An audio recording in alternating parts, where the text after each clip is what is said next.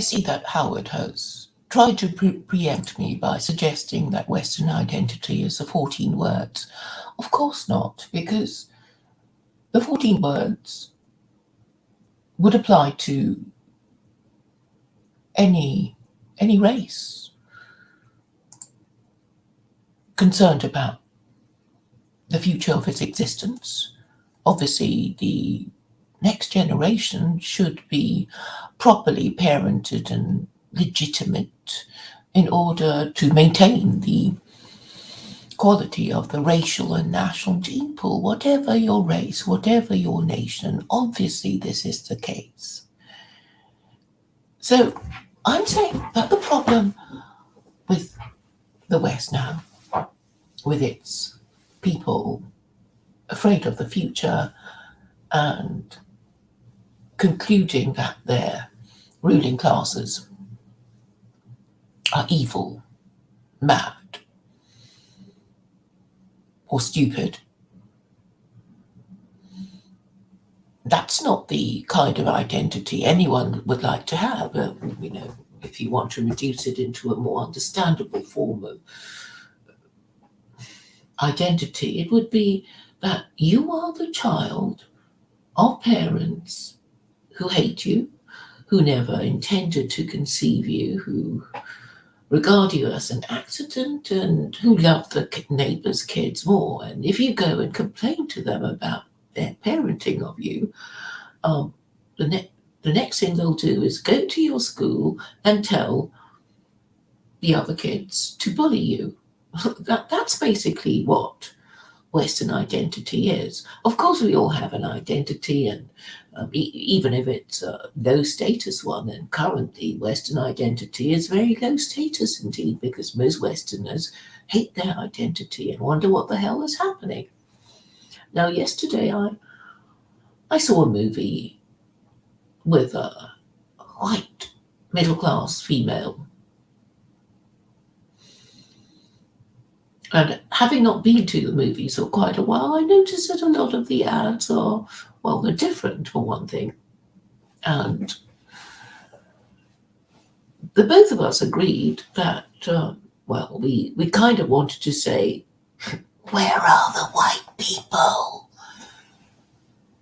And it was outrageous. I felt outraged. It's like, well, where are the white people? I mean, it's not even an accurate demographic presentation of the country in which I live. I mean, yes, a lot of white people might say it's full of immigrants who are not white, but not to the extent that the advertisements before the film suggested. So there's something sinister, and weird, and unusual that is happening to the culture of the West. We know that the BBC have more or less agreed to change the culture, as BLM have requested, demanded. And it's now been happening. It is now happening, and the BBC are basically, changing everything around. And where did the order come from? Nobody knows. It's something called BLM.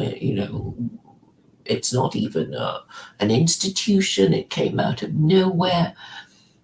It's clear that our ruling classes, I consider myself Western because I live in the West. I know a lot of white people will say, oh, but she's got no right to consider herself Western. She wasn't born here. She's not white. All right, but it doesn't even matter what my race or origins are. I'm saying that wherever you are in the world, whatever race you are, you would want to be known as being honest and rational and moral. You want to be thought of as a decent nation, a righteous Gentile nation. You want basically to be well thought of, and in order to be well thought of as an individual, our country must not be a basket case country with clearly corrupt, insane, evil, and incompetent politicians running the show. So nobody wants that, whatever their race. Something terribly bad has happened to the body politic. It's obviously got some kind of social and moral disease. Something must be done to fix it. Now, I've been listening to Joel Davis on his Telegram group.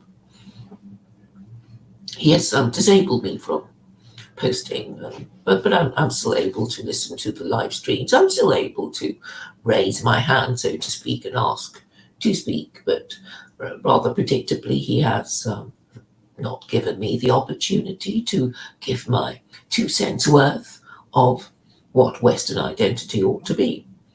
And so I had to listen, and I do admit that I fell asleep. It was quite a long stream, and it's basically a queue of white people complaining about their government, and with particular reference to Western history, Anglo-Saxons, and American imperialism, and all that kind of thing. And I'm saying it's obvious what Western identity ought to be. And I'm saying, it's obvious that the moral system of the West has broken down. And that's why nobody, it seems, dares to say anything or can do anything to fix the problem. Listening to all who spoke in Joel Davis's Telegram group, it is obvious that they had nothing beyond complaint and no solution to offer. And of course, I have my solution. I know nobody likes it, but they haven't got anything better. And I'm saying, if the problem is matriarchy, the solution is patriarchy. If the destination is patriarchy, the vehicle must be theocracy. And there's no getting around that. So if Christianity was what made the West great, then its replacement has to be a great religion. And you may not think Islam is a particularly great religion, but it's the closest thing to Christianity, because there are only 3 main Abrahamic faiths, and only 2 of them have revealed scripture from the most powerful being conceivable. So you really don't have any choice. You can't be Hindus, you can't be Buddhist, you can't be fascist, you can't be Nazis. There was some mention of National Socialism, but it's crashed and burned. And also to talk about National Socialism and to express dislike for Jews is impolitic, I would say.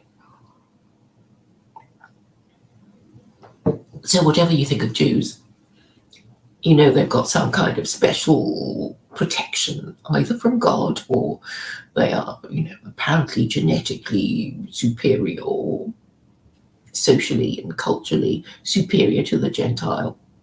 I mean, there are all kinds of theories about why Jews are the way they are. But I'm saying the simplest way to think of Jews is that Jews, being God's chosen people, have divine protection. And if you, a Gentile, want to gain God's favor, if you believe in God, then you have to cease and desist your anti-Semitism and your Islamophobia, because obviously the people look, if you're going to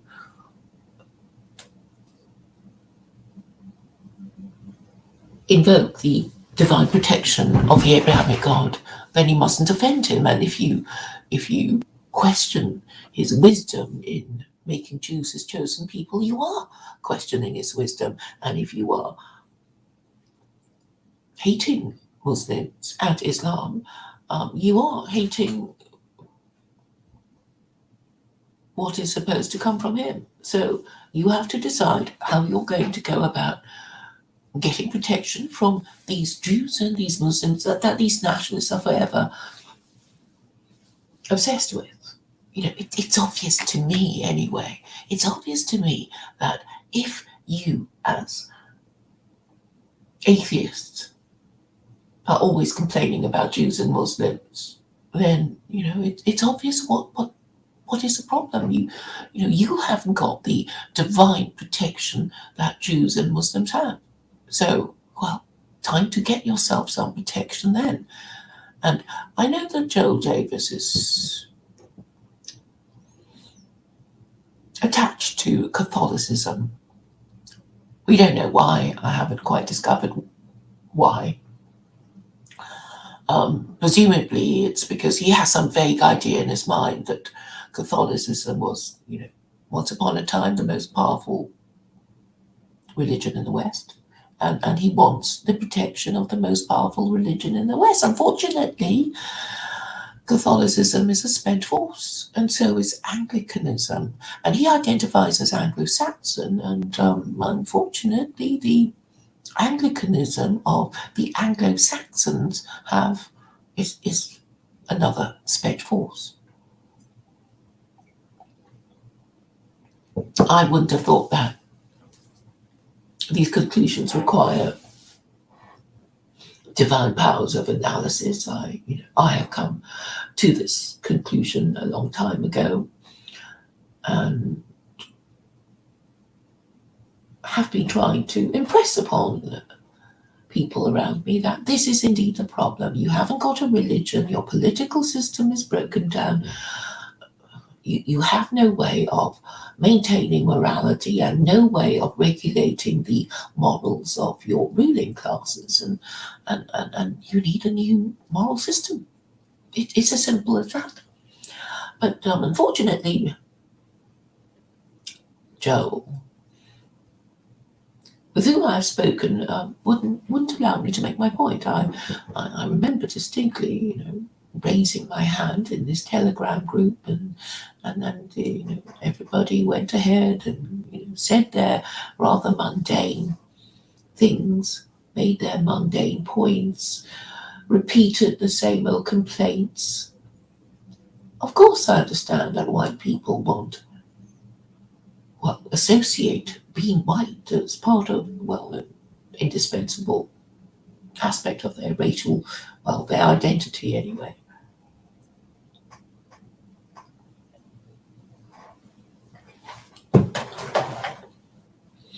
But it is obvious that it's not enough for white people to just say, hey, we're white, and therefore it's enough.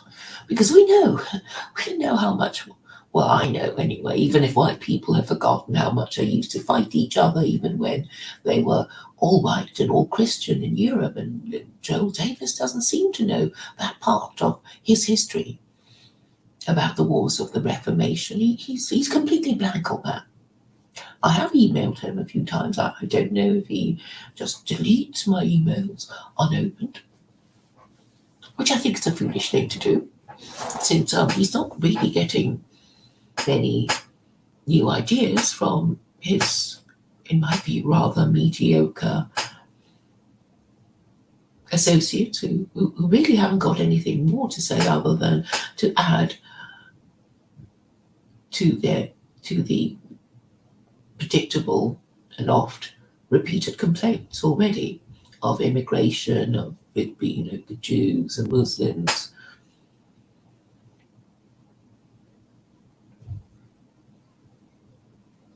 I know it's kind of tough to look at the double whammy of a failed moral and political system, straight in the eye. But this is what it is. You have to admit that this is the situation. In order to be able to fix it, the problem has to be correctly diagnosed. I just don't see how I'm wrong. And I just don't, it's not that I haven't tried to argue with people. They can't deny that Christianity is kaput. They can't deny that they hate liberalism, and they know that conservatism is not enough. So what's the problem? I mean, they actually already agreed with me. Even the people who detest my solution. So Joe Davis can't. Well, he doesn't seem to be able to compute on the points I've made. So, I mean, what's he going to use? He's going to use Catholicism. I mean, well, what does that mean? Is he going to refight the wars of the Reformation? I mean, that's what it means. That's what it means. I mean, if you want to bring back Catholicism, there'll be lots of people. I mean, if you seriously do that, you will encounter a lot of dissenters, because, as we know, not all white people are Catholic, and the Anglican Church is the second most powerful church in the world. And after that, I guess it would be the Orthodox Church, but I mean, that would be, considerably less powerful, because it's only the Greeks and the Russians who consider themselves to be Orthodox Christians. I know some Americans, such as Jay Dyer, want to use Orthodox Christianity because they've tried Protestantism, Episcopalianism, and Lutheranism in America, and they know that it can't be revived. So they try for the more exotic forms of Christianity, such as Christian Orthodox Christianity, and they think it's going to work because it seems to be working in Russia, because they have a sneaking admiration for Putin. But I don't think they even know of the social and cultural dislocation of the Russians. I mean, they've actually been through much more than the West. We know about how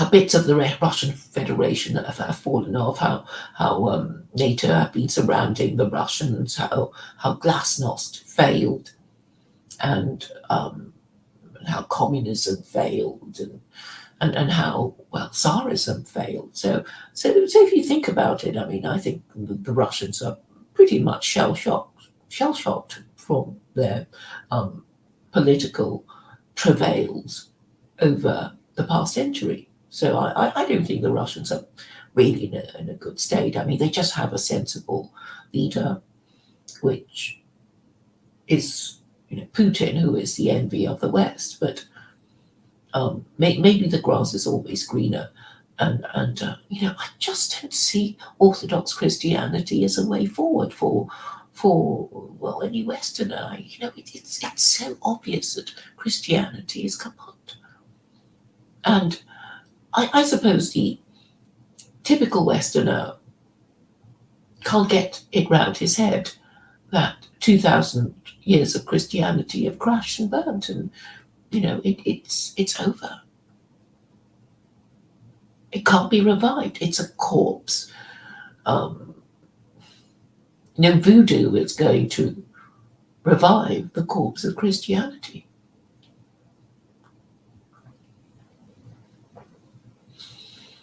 And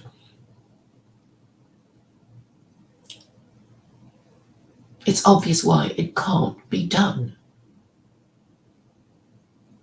If you think of the history of Christianity and how it's failed to do all that it has done, that it was supposed to do. It failed to stop the Roman Empire from falling. It failed to maintain morality in Europe. We know the American Revolution was a rejection of Christianity and monarchy. We know the French Revolution reconfirmed this, and the Russian Revolution reconfirmed this. It's the writing has been on the wall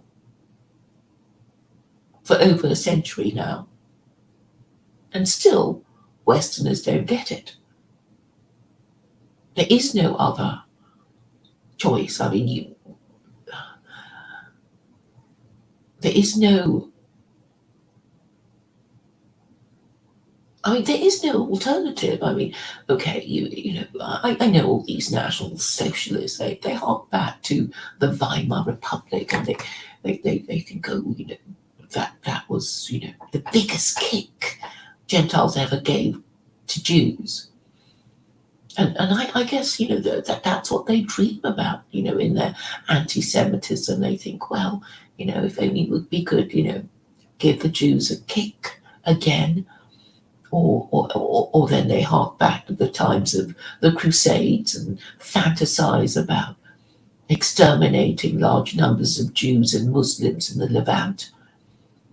And well, you need Richard III to do. Sorry, not Richard the Lionheart to do that, and you need somebody of great charisma and who manages to get into power to do it. And you haven't got anyone in place to do any of that sort of thing. So I'm afraid if you want change, you will have to negotiate with your ruling classes. This is the only peaceful and legal solution that I can think of, and I don't think it's necessarily hopeless. But I don't know, Joel Davis is, he's obviously an intelligent man, but I don't think he has much input from the previous generation. It seems that he's just relying on his own reading without any input from wiser, more experienced minds. I suppose I'm standing in for that sort of thing, but obviously he's not going to accept my authority. But is there anyone else? Is there anyone else who is of the previous generation with whom he is interacting? I don't think so. It's almost as if these some of them quite intelligent nationalists are trying to rediscover electricity. There's no need for it, really. If you use logic, the solution is clear about what an improved Western identity ought to be. If you accept my thesis that the failure of Christianity and liberalism is a problem, and if you accept that it's failed, you can consider whether it can be repaired. And if you come to the conclusion that it can't be repaired, then you have to choose something else. And there is nothing else but the best available guide to humanity, which is the Quran, however you hate it.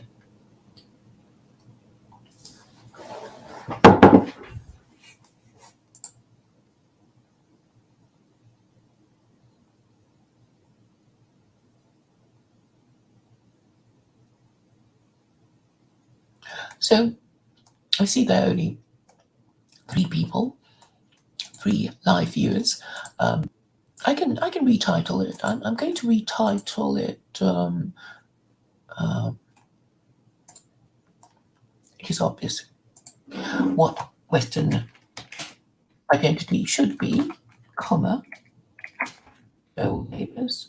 So you'll know I'm addressing it to him. He's the only one who's actually properly considering it. I'm making myself known again to distributist. He's on Substack. I found him. He's called Fiddler's Green. I guess I'll be posting on Substack soon myself, just to check it out. So really, I'm saying Western identity. It's obvious what it should be. And before I go, I'm going to say that obviously it can't all be the same, because really your identity has to be attached to moral principles. So you choose a religion, and obviously you have to be you being a physical being, you will be attached to a piece of land, and that would be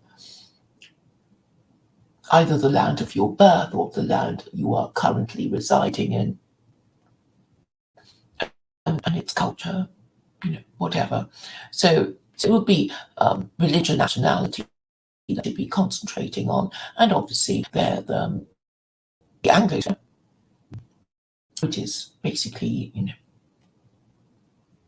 the remnants of the British Empire, would be it's spread over the world. There's Australasia, there's North America, and there's Britain. So it's America, Australasia, and Europe, if you want to think of all the English-speaking Anglo-Saxon countries. But Britain is also in a little bit of a dilemma. Should it be loyal to Europe? Should it be loyal to America? And this will be a fine distinction. Obviously, it wants to be on good terms with everyone, but sometimes it has to choose. And I don't think our leaders are wise enough. What, Rishi Sunak and Liz Truss? I mean, come on. And they won't be there for very long anyway. And if you're going to be proposing a solution, it has to be believable in the first place. If it's just some sort of stupid fantasy or pogrom, then nobody's going to take you seriously.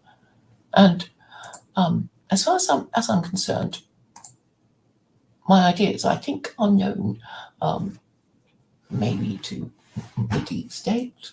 I mean, I know that. I'm trying to remember the name of the Guardian journalist who reported on my activities. What's his name? Hugh something or other. But they know about me, but they know that they're not allowed to report on anything I say, because basically they have no answer to the issues I raise, except that they want to do their own thing and they want to ignore me.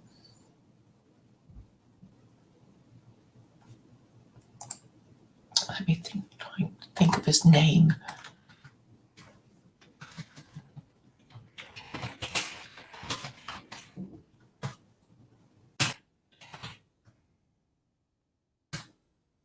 It's Hugh something, but maybe I'm wrong.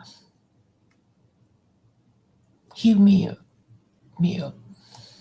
So I think he already, when he first wrote about me, he had already heard of secular Quranism, but he couldn't bring himself to say it. He called me a horribilist, but refused to actually refer to my most important idea. And it's the same for a lot of nationalists. They can't bring themselves to say what it is, but since I've been around for so long, I've said the same thing again and again and again, and they know what it is, and and they can say very easily, state it very simply, it's Sharia for non-Muslims. That's what secular Quranism is, and it can be very easily put out throughout the Anglosphere. But the most important thing to understand about the nature of the global American empire is that it has to be broken up. It has to be broken. It can only be broken up by the Australians, the Canadians, and New Zealanders declaring independence from Britain and having their own foreign policy. Currently, Australia, Canada, and New Zealand are technically British, under the British monarchy. I also know that Charles has been given terrible publicity for as long as I can remember, and I'm no spring chicken. And I think this is deliberate because we already know that Charles, bless his cotton socks, is a man and he is interested in politics. He can't help but be interested in spiritual, philosophical, and political matters, and also in the aesthetics of Western architecture. He asks questions. He's not going to be signing papers without questioning them the way his mother has done all her life. And what they're doing now is trying to discredit him with all kinds of rumors and scandals. And suggesting that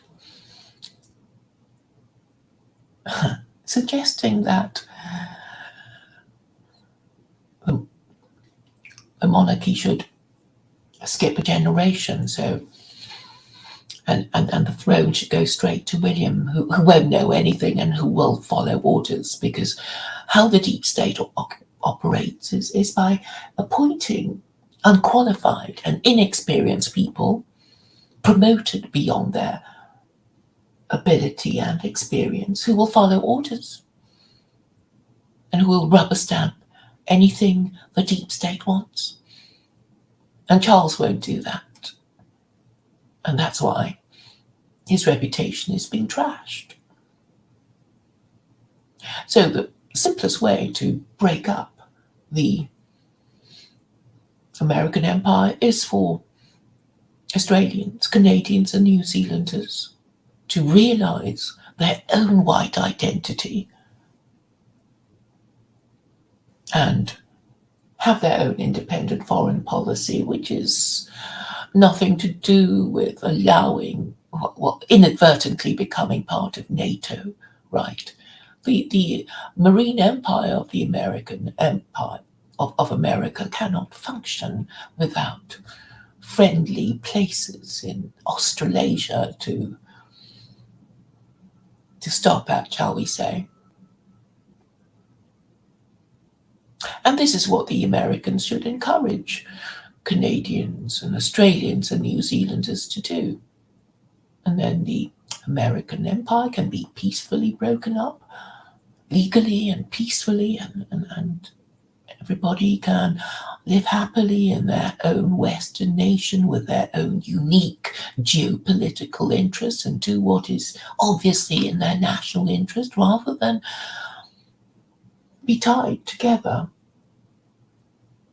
unwillingly, heading towards the edge of the cliff being World War III.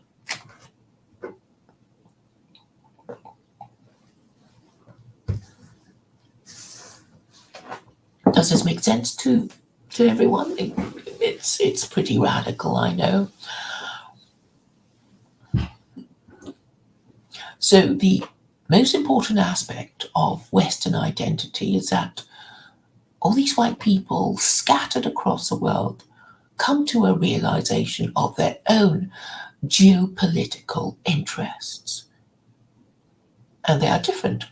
Australia's geopolitical interest is not the same as Britain's geopolitical interest, and it would be a little, New Zealand's would be different and Canada's would be different, but they have to come into being as a collective national aspiration, or maybe they just want to be, remain British, remain under the British monarchy, and the British,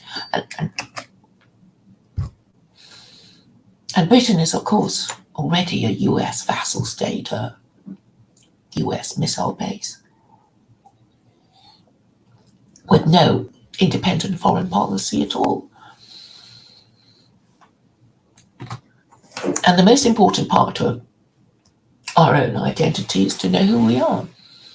We have to know where in the pecking order we are in terms of our class, our place in the world. We have to know our own strengths and weaknesses and what we're supposed to be capable of and what we actually want that is realistic.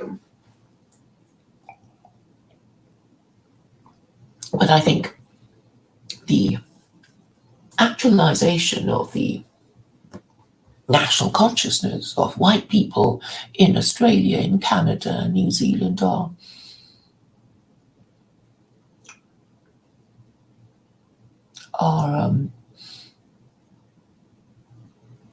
potentially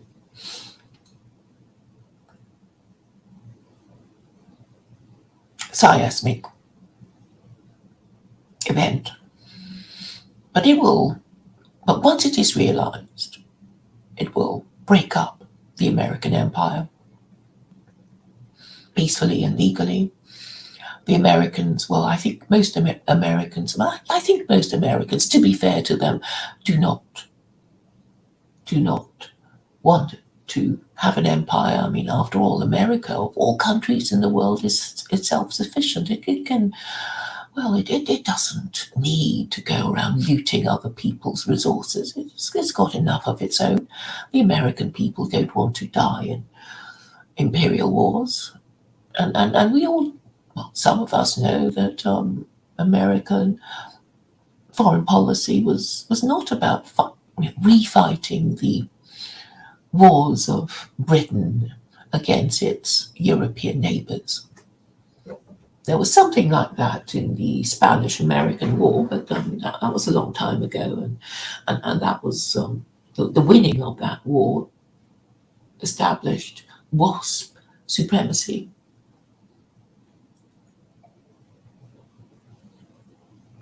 But that was a long time ago. It established the supremacy of America in the Americas, and if Americans want to stop immigration, then it should allow its South American neighbors to prosper. But I think what it does is it keeps its South American neighbors poor in order to exploit them, forces them into representative democracy in order to rig their elections. Not that the Americans don't rig their own elections, but the only way out of it is to have a one-party state. And if America is so terrified of China because it has a more rational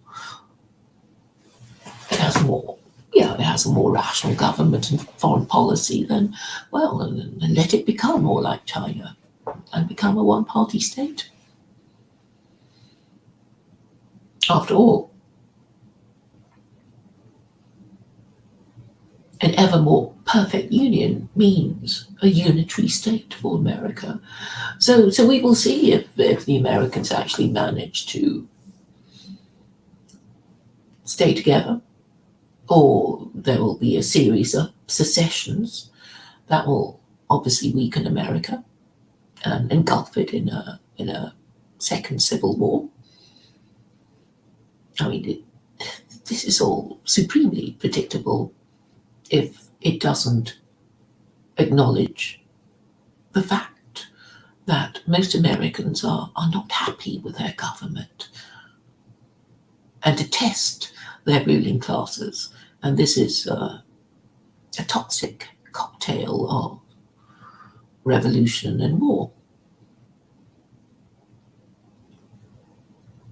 So I don't think the situation is irretrievable. I like to think, as a political activist, that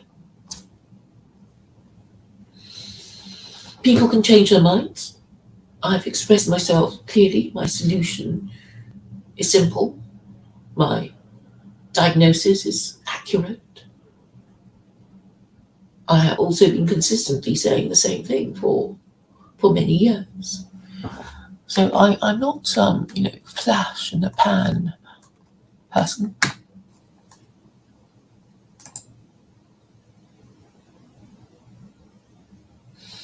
And if you think I'm wrong, then by all means, propose a better solution than me.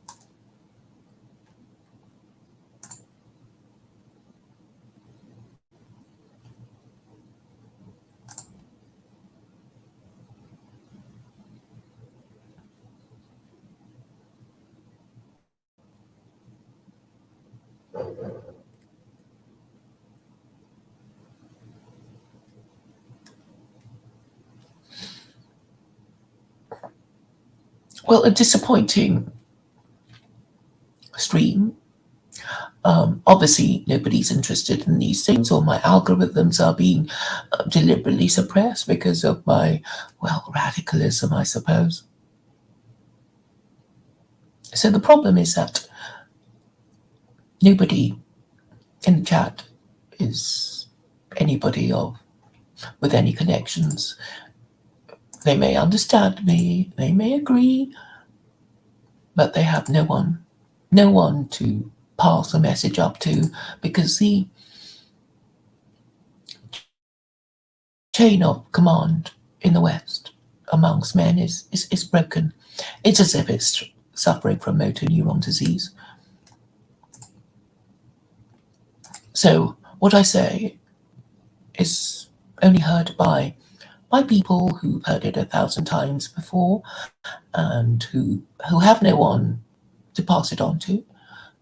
In the meantime, YouTube suppresses my algorithms. I've only got one viewer now, and of course, anyone above me will be busily shutting their eyes and shutting their ears because they don't like what I hear, what they hear from me, and they prefer their pathetic fantasies of pogrom or whatever it is that they fantasize about, returning to the days of the Knights Templar, or becoming National Socialists.